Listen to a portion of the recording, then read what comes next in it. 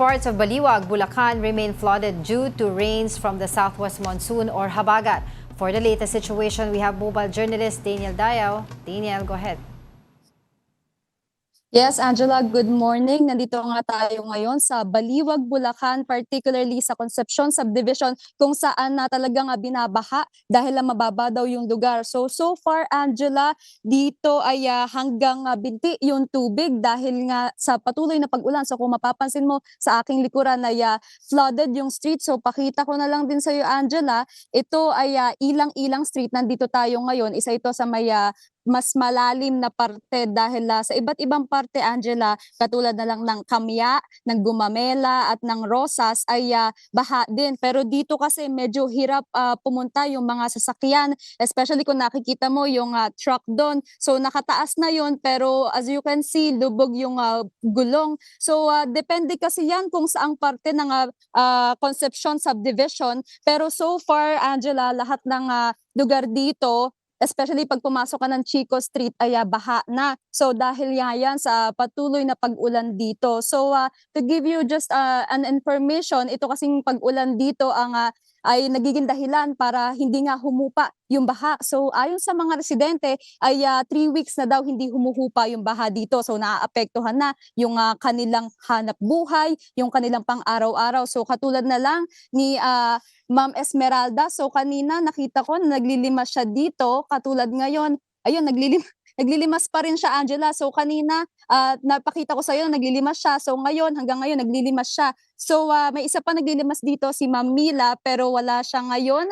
At overall, ang pinakapunto lang naman dito, Angela, is that yung mga tao dito, imbis daw na makapaghanap buhay, makapag-focus sa kanilang pang-araw-araw, ito daw ang kanilang nagiging sitwasyon. So nasasayang yung oras, nasasayang yung kanilang effort pagdating sa pang-araw-araw na pangangailangan. So far, Angela, andito pa rin tayo ngayon, minomonitor natin dahil napapansin natin na tumataas nga yung tubig dito sa Concepcion Subdivision, Angela. Well, Daniel, sa pag-iikot mo today at saka yesterday, ay may nakita ka ba at least ilang mga official dyan, local government units na official sa Bulacan na umiikot din at least man lang gumagawa ng paraan para maibsan itong paghihirap ng mga kababayan natin dyan sa Bulacan?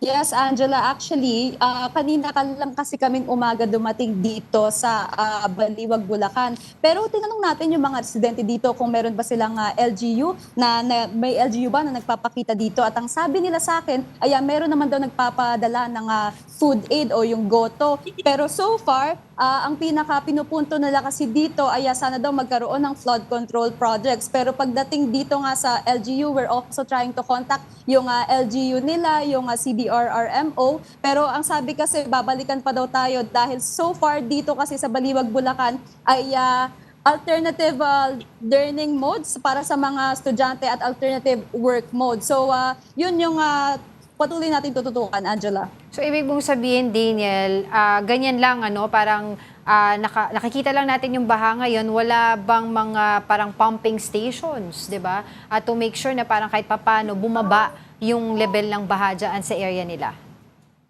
Yes, Angela, natanong natin yan sa mga residente dito at actually nakapag-ikot-ikot na rin naman tayo dito sa Concepcion Subdivision. Pero so far, as per my observation, wala tayong nakikitang pumping station or pumping gear para mabawasan yung tubig dito. Ang isa kasi sa mga sinasabi talaga ng residente, pakita ko na lang din sa iyo, ito kasi yung dinadaanan ng tubig ng ilang barangay. So dito, kung makikita mo papunta doon sa Patubigan, doon daw kasama na dyan yung mga basura, katulad ng basura na yan, hindi naman daw galing dito yan. So yun talaga yung nagbabara sa kanilang kanal. So so far, as for my observation and sabi din ng mga residente dito, wala pang ginagawang drainage operating system, pero nag-try daw or nakapaglinis naman daw so far. Pero ayun nga, hindi pa rin humuhupa yung baha as you can tell. Alright, thank you so much for your time at mag-iingat kayo dyan, mobile journalist Daniel Dayaw.